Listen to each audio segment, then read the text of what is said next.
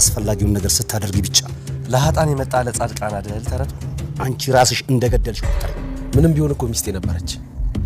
ምናልባት እኮ አደጋው ልትሆን ትችላለች። የዚህ ዓለም አንደኛው ገጽታ ነው። አንዱን ስትቸረን አንዱን ደግሞ ትነሳናለች። ግን አልፈቅድልህም። እኔ የምትፈልገውን ገንዘብ ጠቅላላ ሰጥቼ በምትኩ ዴቭን ካልሰጠኝ በቁማ አቃጥልሃለሁ።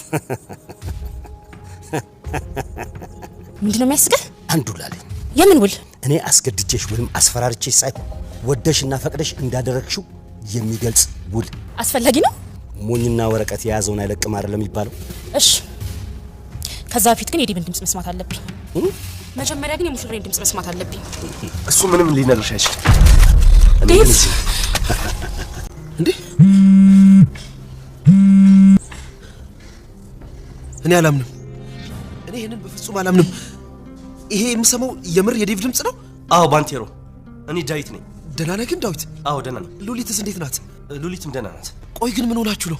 ምንም ሳትናገሩ ወዴት ነው የጠፋችሁት? ታሪኩ ብዙ ነው ባንቴሮ። ሔዋንና ሮዛ ግን ደህና ናቸው? እሺ የምትነግሩኝ ነገር አለ? አይ ባንቴሮ ይበቃል።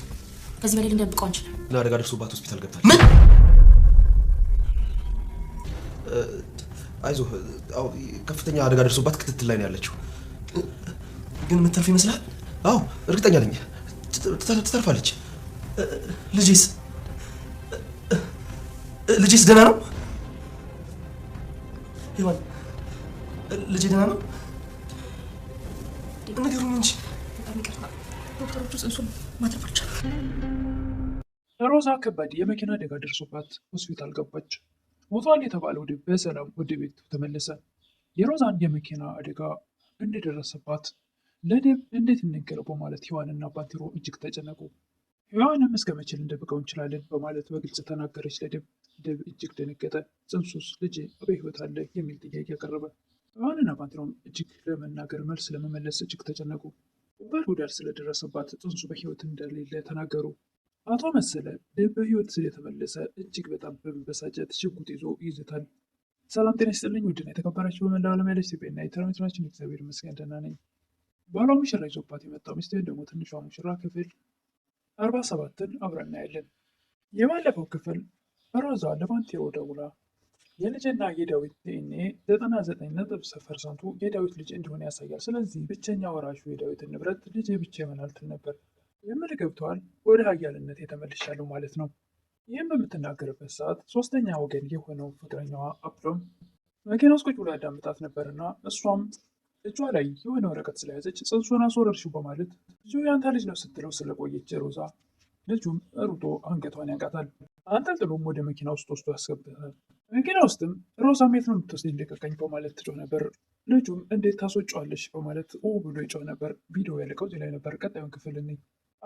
ቀጣዩ ክፍል ባንቴሮ ለሔዋን ጽንሱን ልታስወጣው እንደሆነ ይነግራት ነበር።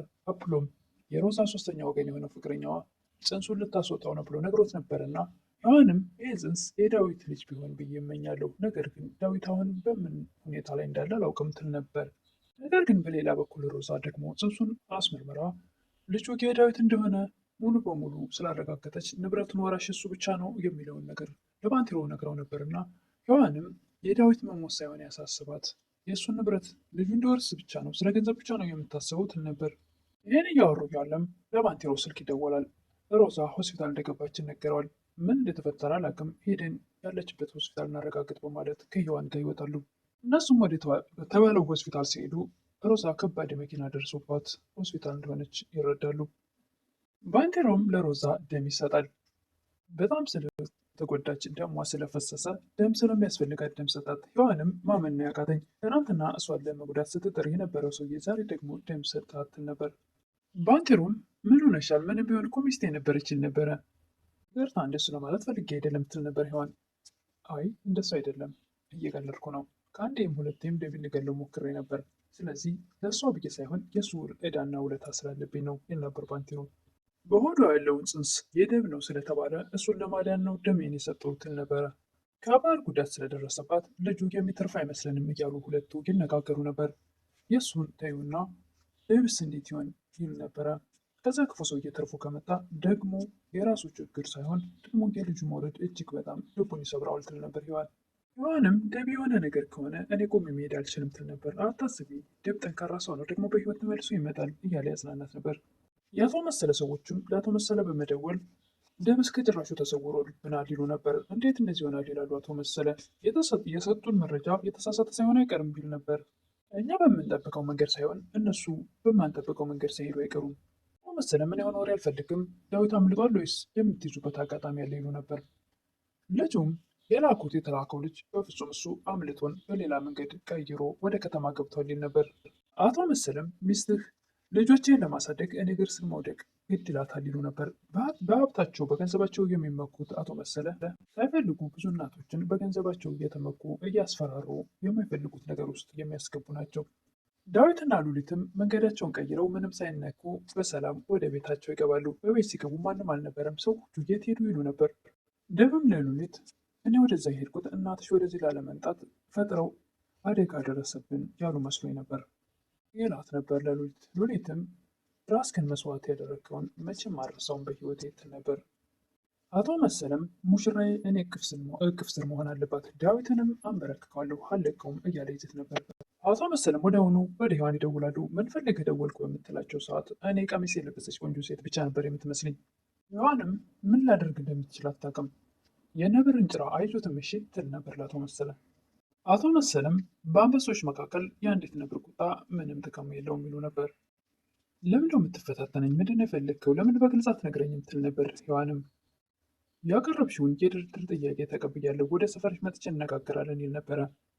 አቶ መሰለ ዳዊት እንዳመለጠ ስላወቀ ከሔዋን ጠቀም ያለ ገንዘብ የፈለግከውን ያክል ቁጥር ብትጠራ እሰጥሃለሁ፣ እነሱ ብቻ ልቀቅልኝ ብላው ስለነበር ከሰው ጋር በጭራሽ እንዳትመጪ፣ ከሰው ጋር የምትመጪ ከሆነ ዳዊትሽን እደፋልሻለሁ ይል ነበር አቶ መሰለ። ስልክሽንም ዘግተሽ ነው መምጣት ያለብሽ፣ በአካልም ሆነ በስልክ ከማንም ጋር እንዳትገናኝ ወደ እኔ ስትመጪ ይል ነበር። ከወደቁበት ቦታም ቢሆን የሆነ ነገር ይዤ መነሳት አለብኝ ይል ነበር አቶ መሰለ። ሉሊትም ለእናቷ ደውላ እናቴ እንዳትጨነቂ በሰላም ደርሰናል ትል ነበር። ሉሊትም ለልብ እናቴ ለሔዋን ችግር ውስጥ እንደገባን ነገራት ነበረ። ወደዛ እንደሄድን ሔዋን አወቀች እንደ ይላል ዳዊት።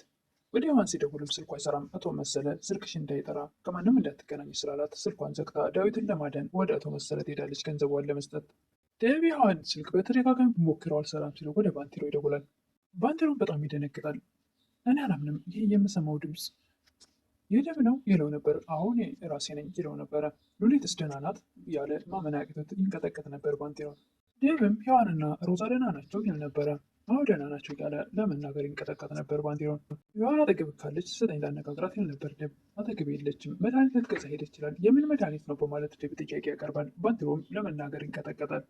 ባንቴሮም የሚናገረው ግራ ስለተጋባ ራሴን አመመኝ እያለች የሆነ መድኃኒት ልትገዛ ይል ነበረ። የምን እባክህ አትዋሸኝ፣ የምን መድኃኒት ነው ይለው ነበረ።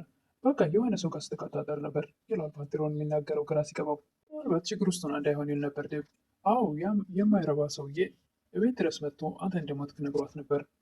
ምን ማለት ነው? የምን ሞት ይል ነበር ደብ።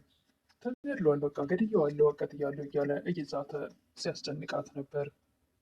አቶ መሰለም ሔዋን በተቀጣጠረችው መሰረት አጠገባቸው ስትደርስ ጉጉትሽን አይቼ በሴት ልጅ መጨከን ስለማልችል ዳዊትን ምሬልሻለሁ ይላል። እንዳመለጠ ስላወቀ እሱ በሲስተም ገንዘብ ሊቀበል ነበር። ነገር ግን አልገለውም፣ ግን ይህ ስምምነት የሚጸናው የምልሽን ስታደርግ ብቻ ነው።